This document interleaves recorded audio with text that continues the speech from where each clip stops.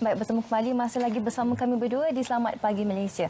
Baik, Andy, hari ini kita akan berbincangkan mengenai harta pusaka yang tertunggak dan dilaporkan setakat ini sebanyak 70 bilion ringgit harta yang tertunggak. Perkara berkenaan terjadi disebabkan oleh pengurusan harta pusaka yang tidak teratur. Di mana contohlah macam kita mempunyai harta yang banyak tetapi apalah gunanya ada harta yang banyak tetapi selepas meninggal harta tersebut tidak dapat diuruskan dengan baik. Ya, ini berkait rapat juga tentang pengetahuan masyarakat mengenai cara pengurusan harta itu. Jadi untuk memberikan pemahaman lebih baik kepada anda, kami bawakan seorang panel iaitu Tuan Haji Arifin bin Sabirin, pakar perancang harta pusaka Islam secara syariah. Assalamualaikum, selamat pagi. Satu tema dengan tudung Syabira. Tuan Haji hari ini. Baik, Tuan Haji, kita mulakan dengan memberi pemahaman mudah mengenai faraid. Betul. Bismillahirrahmanirrahim. Assalamualaikum warahmatullahi wabarakatuh. Perkara pertama yang kita kena faham tentang faraid ini ialah faraid ini akan tertakluk kepada harta pusaka si mati. Jadi dalam masyarakat hari ini apa yang berlaku ialah masyarakat tidak faham tentang struktur faraid itu sebab Andy, Mira, kita semua ni bila kita meninggal kita ada struktur faraid yang berbeza-beza.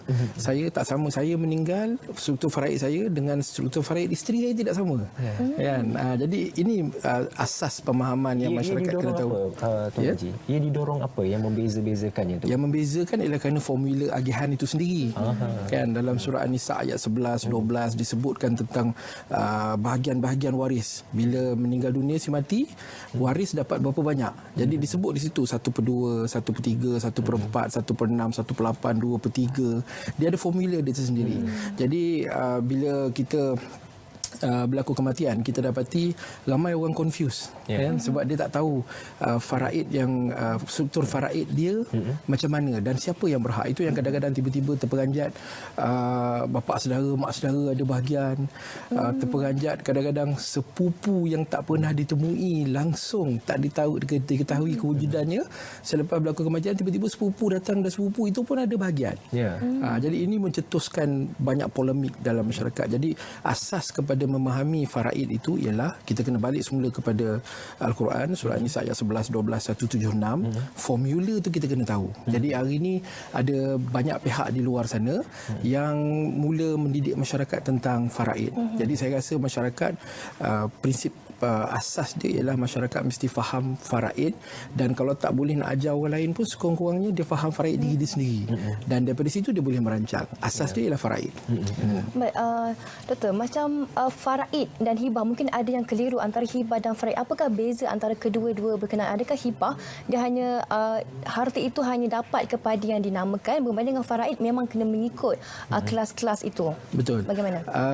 Hibah ni kita lakukan semasa hidup, kuat kuasanya semasa hidup. Jadi saya ada rumah, contoh hari ini saya masih hidup, saya telah menghibahkan rumah saya kepada anak saya, contoh. Bila saya meninggal dunia, rumah yang saya hibahkan itu bukan harta pusaka saya, maka ia tidak perlu difaraidkan. Kerana semasa hidup saya dah hibah, penyerahan sudah pun berlaku semasa hidup, rukun syarat ni sudah sempurna semasa hidup. Jadi bila saya mati, kalau saya kata ada rumah dan wang di bank contoh, bila saya mati, rumah ini memang masa hidup saya dah serah, saya dah hibah kepada anak. So yang akan difaraidkan ialah wang saya di dalam bank. Jadi rumah ni tidak perlu difaraidkan. Itu yang ramai orang keliru tu. Kan? Dan orang keliru juga Andy, Mira, orang keliru juga dengan wasiat. So apa beza pula hibah dengan wasiat? Perbezaan utama hibah dengan wasiat ialah hibah ini kita buat kuat kuasanya semasa hidup. Rumah tu kita dah serahkan semasa hidup. Wasiat kita buat wasiat juga semasa kita hidup. Tak adalah pula orang mati buat wasiat kan. Kita buat wasiat semasa hidup tetapi kuat kuasanya selepas mati. Dan wasiat itu tertakluk kepada formula pembahagian 1/3 kepada bukan waris. Hibah kita nak bagi siapa pun bagilah sebab kita masih hidup. Analoginya yang kita ada duit dalam kocik kita RM100, kita nak sedekah keseluruhan RM100 dekat tabung masjid Angkasa Puri ni pun boleh, tak ada masalah sebab duit kita boleh bagi kepada siapa kita nak. Tetapi hibah atau wasiat hanya kepada bukan waris sahaja dan itu pun setakat 1/3. Itu perbezaan jelas antara hibah, wasiat dan juga faraid. Faraid ini ialah harta pusaka milik si mati ketika dia mati. Itu perbezaan dia. Baik, saya ada soalan yang ingin diajukan. Ini saya ambil daripada pertanyaan daripada rakan-rakan kita di media sosial yang bertanya, saya telah berkahwin dan mempunyai seorang anak perempuan dan saya berhasrat mewasiatkan harta saya kepada suami dan anak saya. Soalannya, adakah seorang wanita juga perlu mengikut sistem faraid untuk memberi harta kepada keluarganya, dan adakah saya perlu mengikut sistem faraid atau saya boleh terus mewasiatkan harta kepada mereka? Baik, ini contoh soalan yang kerap kita temui dalam masyarakat lah. Jadi bila dia cuma ada anak perempuan sahaja, dia tidak ada anak lelaki, kita tak tahu senario itu dengan jelas lah. Tapi andaian kita ialah kalau ayah dia telah meninggal dunia lama dulu, ayah dia dah meninggal dunia, dia nak bagi harta dia kepada anak perempuan dia seorang dan suami dia. Yang dia perlu buat bukanlah wasiat. Yang dia perlu buat ialah hibah. Sekiranya dia buat wasiat, dalam dokumen itu disebut, saya dengan ini berwasiat semua harta pusaka saya kepada suami 50%, anak perempuan 50%. Dalam masa yang sama, kerana ayah dia telah meninggal dunia lebih awal, kalau ayah dia ada, dia lain cerita lah. Ini kalau ayah meninggal dunia lebih awal, maka harta pusaka itu selain daripada suami yang mendapat bahagian, anak perempuan yang mendapat setengah bahagian, suami yang mendapat 1/4 bahagian, dia akan ada ibu, kalau dia masih ibu, ibu 1/6 bahagian, dia akan ada baki kat situ. Baki itu akan pergi kepada adik-beradik dia. Jadi siapa yang berhak ke atas harta pusaka dia, itu yang saya sebut tadi. Prinsip asas sebelum kita buat apa-apa pun ialah kita kena faham faraid kita. Jadi yang berhak ialah adik-beradik dia, mak dia, suami dia dan anak dia. Jadi sekiranya dia buat wasiat, tadi saya dah sebut, wasiat ini sah setakat 1/3 kepada bukan waris. Jadi kalau dia buat wasiat kepada anak dan juga suami, anak dan suami ini adalah waris mengikut hukum faraid. So bila dia buat wasiat kepada waris, untuk wasiat itu berkuat kuasa, kesemua waris kena bersetuju. Maknanya adik-beradik dia kena setuju, mak dia kena setuju. Kalau ada salah seorang daripada waris ini tidak setuju, maka wasiat dia nak bagi harta pada suami dan anak itu batal. Itu yang orang kena faham tu. Ramai orang tak faham tu. Baik, Tuan Haji. Fokus kita pada hari ini adalah untuk membincangkan mengenai harta pusaka yang tertunggak seperti mana yang saya katakan tadi, 70 bilion. 70 bilion. Satu jumlah yang besar, di mana harta tersebut tidak dituntut ataupun tidak diuruskan dengan baik. Bagi pengalaman Tuan Haji sendiri, bagaimana kita nak mencegah daripada harta pusaka tidak dituntut ini supaya tidak berlaku lagi? Kalau kita nak selesaikan yang 70 bilion ni, dia agak mencabar. Contoh paling mudah kita tengok Kampung Baru Kuala Lumpur lah, di mana sekeping tanah sampai 120 orang waris, sampai 200 waris. Agak susah nak selesaikan. Yang kita boleh buat masyarakat hari ini ialah semasa dia hidup sekarang, dia rancang harta dia. Apa maksud dia rancang? Dia rancang ni maknanya dia dah tahu struktur faraid dia bagaimana. Next yang dia kena buat seterusnya ialah dia kena buat perancangan. Dia kena buat hibah, dia kena buat wasiat, kan? Dia kena faham struktur faraid dia, sebab bila berlaku kematian, harta pusaka tu harta tu kedudukan dia dah jelas. Siapa dapat apa, kan? Dan dia juga semasa hidup dia kena melantik pentadbir harta pusaka. Jadi bila dia meninggal dunia, dia dah lantik isteri contoh. Dia meninggal dunia saja, isteri ni sudah pun ada tanggungjawab fiduciary untuk menjadi pentadbir. Jadi dah disusun dengan baik semasa hidup. Kalau tidak, sebenarnya asas pengurusan pusaka, melantik pentadbir itu pun satu masalah. Betul. Ya, di kalangan waris, siapa yang nak dilantik jadi pentadbir?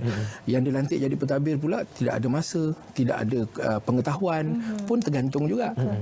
Jadi sebab itulah perkara-perkara ni, perancangan ni perlu dibuat semasa hidup dengan persediaan, sebab kita tengok sekarang ni ramai orang muda kan. Yang orang tua ni pun seriau juga galak tengok juga. orang muda. Kan? Jadi kena bersedia semasa hidup sekarang. Saya nak menyentuh berkenaan dengan pentadbir tadi, sebab ada juga yang biasa saya berkongsi dengan kawan-kawan yang pilih tidak memilih pentadbir untuk menguruskan harta, sebaliknya uruskan sendiri. Kelebihan dan kekurangannya, dan pentadbir itu meski dalam kalangan ahli keluarga sendiri ataupun ada individu ketiga yang boleh kita lantik. Pentadbir ini kita boleh lantik di kalangan waris yang berhak ke atas harta pusaka. Jadi kalau kita ambil contoh kawan Andy tadi, contoh dia kan, dia punya waris ialah suami, anak, ibu dan adik-beradik. Sesiapa pun daripada mereka boleh menjadi pentadbir. Boleh lantik. Kadang-kadang oleh kerana sesiapa pun boleh jadi pentadbir, itulah maka tak ada siapa yang nak jadi pentadbir kan, sebab terlalu ramai kan. Individu boleh, mereka boleh masih hidup, mereka boleh membuat wasiat melantik pentadbir di kalangan syarikat amanah pun boleh, kan. Jadi terserah kepada mereka asalkan semasa hidup dia lantik pentadbir. Jadi pentadbir ni tahu dia dilantik, dan pentadbir ni tahu bila orang ni meninggal dunia, pentadbir ada kerja yang dia perlu buat. Jadi boleh dilantik di kalangan siapa-siapa pun.